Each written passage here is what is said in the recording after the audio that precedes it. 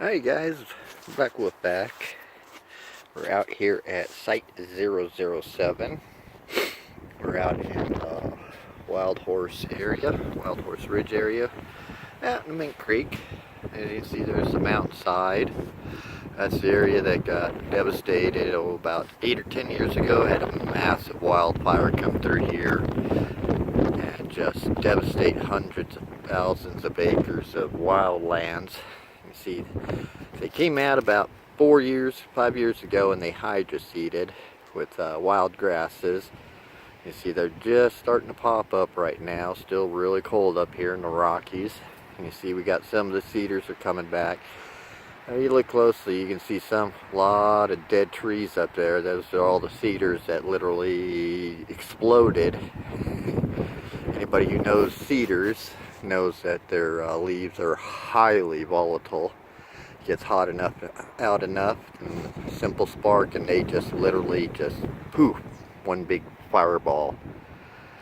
So that's what our target is to help recover the trees out there, all the wild grasses and wildflowers up on the mountainside there, and hopefully 4 miles into it.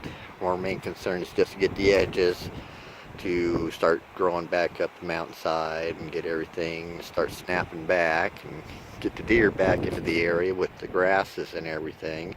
We actually did roust a mule deer out of here. She kind of hopped away.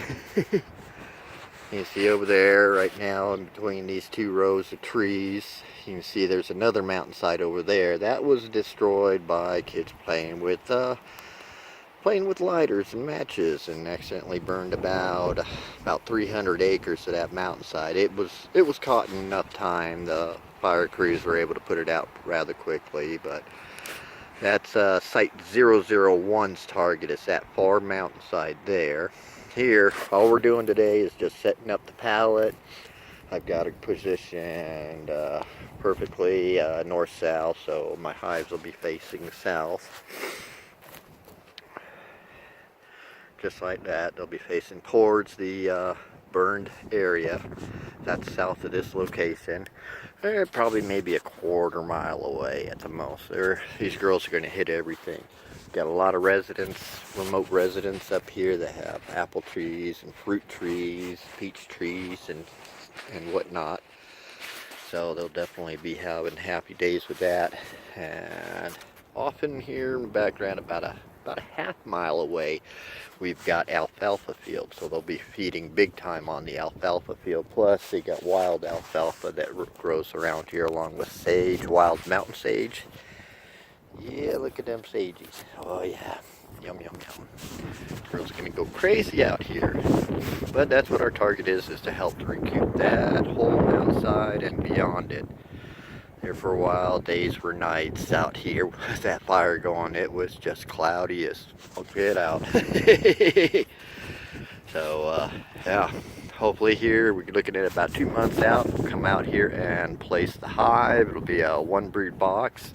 Oh, by the way, Shadow 132, man, thanks a lot for your donations last fall. They really helped carry what we had left through the winter. That yellow jacket infestation, that attack really knocked out a ton of, about 3/4 of our communities that we had lined up to be placed out in these locations were actually totally stripped of their winter honey reserves by yellow jacket infestation. The swarm just attacked us and stripped a ton of our hives down to nothing, and we tried to limp them along. We managed to get at least 2 of our hives to make it through the winter thanks to the donations from Shadow 132 and God, I can't remember the other guy's name. I'll get you back on once I put this up on YouTube and Twitch. So this is what we're looking at right now. It just looks like it's dry lands up there, but if you zoom in and really take a look at this stuff, you'll notice there's a lot of cedar trees up there. They're supposed to be green year round, and they're just totally you get up close to them and they're actually burnt. You can see that the leaves just literally exploded off of them. A lot of these houses were also on propane tanks running off of gas propane because we're just so remote out here. there's no natural gas lines. Firefighters said it sounded like a gosh dang war zone out here with all the propane tanks blowing up left and right because it got so hot.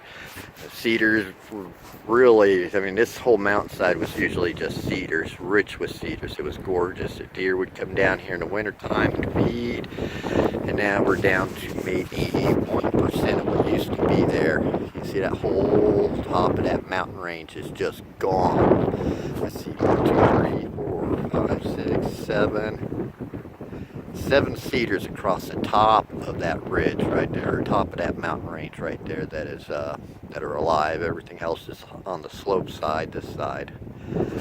So that's our goal. Try to help this mountainside snap back, help Mother Nature recoup, get the deer back down here, because Idaho, man, we're one of the deer hunting capitals in America, man.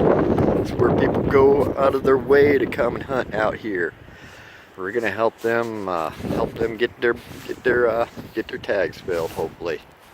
All right, guys. We'll talk to you later once we get to site 05.